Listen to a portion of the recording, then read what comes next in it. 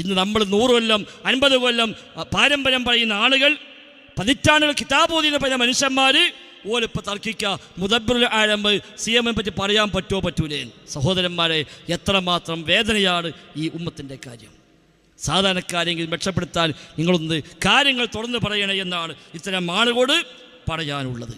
എന്നിട്ട് പറഞ്ഞു ഇപ്പം എന്തിനും CM, എന്തിനും മഹാന്മാർ, ഏതിനും മഹാന്മാർ, മലക്കുകൾ വരെ ഇവരെ കീഴിലാണ് എന്നിടത്തേക്ക് ആ കാര്യങ്ങൾ പോണത്. ഒരു മുസ്ലിം പറഞ്ഞത്, CMന്റെ മുമ്പിൽ മലക്കുകൾ കൈനീട്ടി നിൽക്കുന്ന എന്തിന് മുമ്പിൽ തന്നെ പറഞ്ഞോട്ടെ, വലത്തോട്ട് തുപ്പാൻ പാടില്ല, നമ്മുടെ ഹക്കിൽ അത് ബാധകമാണ്. അതേ സമയത്ത് ശൈഖുന മടവൂരിലേക്ക് അത് ഫിറ്റാക്കാൻ പറ്റുമോ? ഇല്ല. കാരണം അവരുടെ തുപ്പലിനിക്ക് മലായിക്കത്ത് വരെ കൈക്കോ കാണിച്ചു നിൽക്കുകയാണ്. അത്രയും ഷറഫാക്കപ്പെട്ട അള്ളാഹുവിന്റെ പ്രതിനിധിയാണത്, അള്ളാഹുവിന്റെ ലിസാനാണത്. സുബ്ഹാനല്ലാഹ്. കണ്ടോ, മടവൂര് ശൈഖ് തുപ്പിയാല് ആ തുപ്പൽ ഏറ്റുവാങ്ങാൻ മലക്കുകൾ കാത്തിരിക്കുന്നു. അള്ളാഹുവിന്റെ പ്രതിനിധിയാണ്, അള്ളാഹിന്റെ ലിസാനാണ്, അള്ളാഹിന്റെ നാവാണ് മടവൂര്. അത് ഞങ്ങൾക്ക് മനസ്സിലായിട്ടില്ല. അള്ളാഹുവിന്റെ നാവാണ് അത്രയും മടവൂര്. അള്ളാഹുവിന്റെ കൈ ഹദീസിലും ഖുർആനിലും പറഞ്ഞ കാര്യം. അത് ആ ഹദീസുമായിട്ട് മുദ്രിച്ചതിലാണ് ഒരുപാട് പരിഹസിച്ചത്. ഇപ്പൊ പറയാം അള്ളാഹുവിന്റെ ലിസാനാണ്, നാവ് എന്ന് പറയാൻ കൊണ്ടുവന്നു, പിന്നെ പിൻവലിച്ചു, ലിസാന അറബിയിലാക്കി. സഹോദരങ്ങളെ, ഇതൊക്കെ അങ്ങേയറ്റം പിടുത്തം വിട്ടു പോകുന്നുണ്ട്. ഷിയാക്കളെപ്പോലും വെല്ലുന്ന അവസ്ഥയിലേക്കാണ് കാര്യങ്ങൾ എത്തുന്നത്.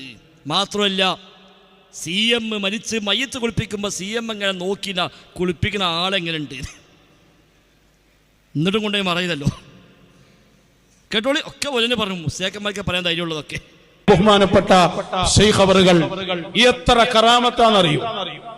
അക്കാലത്ത് ജീവിച്ച ഒരു ഖാദിയോട് പറഞ്ഞത്, ഞാൻ ആദ്യം മരിച്ചാൽ നിങ്ങൾ എന്റെ മയ്യത്ത് കുളിപ്പിക്കണം, നിങ്ങൾ ആദ്യം മരിച്ചാൽ ഞാനും കുളിപ്പിക്കാം. ശൈഖ് അവറുകൾ പറഞ്ഞതാ. EK ഉസ്താദ് എഴുതിയ മൗലിദിൽ കാണാം ആ സംഭവം. ആദ്യം മരിച്ചത് ശൈഖ് അവറുകൾ. ശൈഖ് അവറുകൾ വഫാത്തായി, കുളിപ്പിക്കാൻ ഖാദിയാര് വന്നു. കുളിപ്പിക്കുന്നതിന്റെ ഇടയിൽ കണ്ണു തുറന്നു നോക്കി.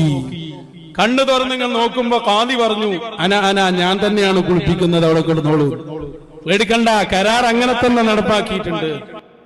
കണ്ടോ സഹോദരൻ, മയ്യത്ത് കുളിപ്പിക്കുമ്പോ മയ്യത്ത് കണ്ണു തുറന്ന് നോക്കി, ആരാ കുളിപ്പിക്കണത്, എന്നെ വസിയത്തുണ്ട്, ഇന്നാളെ കുളിപ്പിക്കണം. അപ്പൊ പറഞ്ഞു, ഞാൻ തന്നെയാണ്, നിങ്ങൾ കിടന്നാൽ മതി. എന്നിട്ടും കുളിപ്പിച്ചു കൊണ്ടേ മറയില്ലല്ലോ.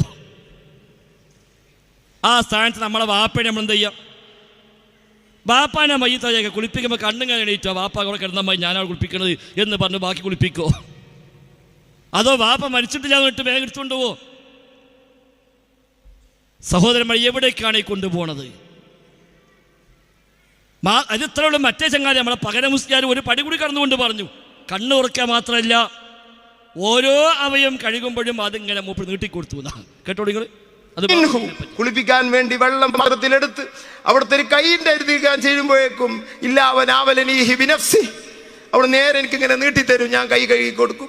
മറ്റേ കൈ കാണിക്കുമ്പോൾ കൈ കഴുകി കൊടുക്കും, കാലിങ്ങനെ പൊക്കിത്തരും, കൈ കാണിച്ചു കൊടുക്കും. ഇങ്ങനെയാണ് കാല് കാണിച്ചു കൊടുക്കും, ഞാൻ കഴുകി കൊടുക്കും. ഇങ്ങനെയാണ് മയ്യത്ത് കുളിപ്പിച്ചത്. അള്ളാഹു അവനെ മദത് കൊണ്ട് നമ്മളെ നന്നാക്കട്ടെ. ആരാണവർ? അഹമ്മദുൽ ബദവി തങ്ങൾ മയ്യത്ത് കുളിക്കാൻ വേണ്ടി കൊണ്ടേ കിടത്തി.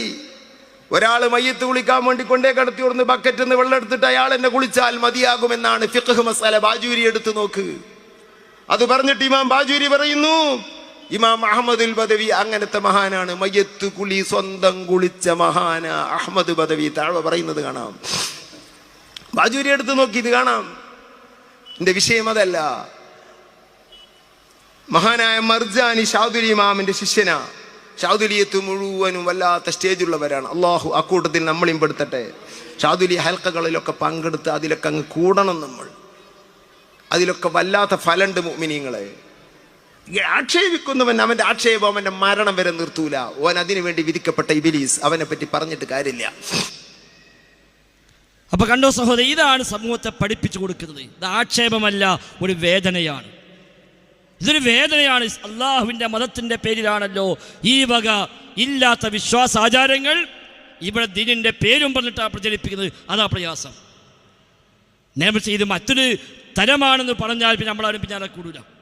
അള്ളാഹുവിന്റെ ദീനാണെന്ന് പറഞ്ഞ് സുന്നത്തമാഴത്താണ് എന്ന് പറഞ്ഞ് കിതാബുകൾ കാണിച്ച് സാധാരണക്കാരെ വഞ്ചിച്ച് കബളിപ്പിച്ചുകൊണ്ട് ഈ അന്ധവിശ്വാസങ്ങൾ അനാചാരങ്ങൾ പ്രചരിപ്പിക്കുമ്പോൾ നോക്കി നിൽക്കാൻ തീർച്ചയായും സാധ്യമല്ല. ഇങ്ങനെ എന്തിനും ഏതിനും കുറേ മഹാന്മാരെ പേരും പറഞ്ഞ് അവരിലേക്ക് മൊത്തം സമൂഹത്തെ കൊണ്ടുപോവുക, ജാറങ്ങളിലേക്ക് കൊണ്ടുപോവുക, മാനപ്പാട്ടിലേക്ക് കൊണ്ടുപോവുക, ആത്മീയ മനസ്സിലേക്ക് കൊണ്ടുപോവുക.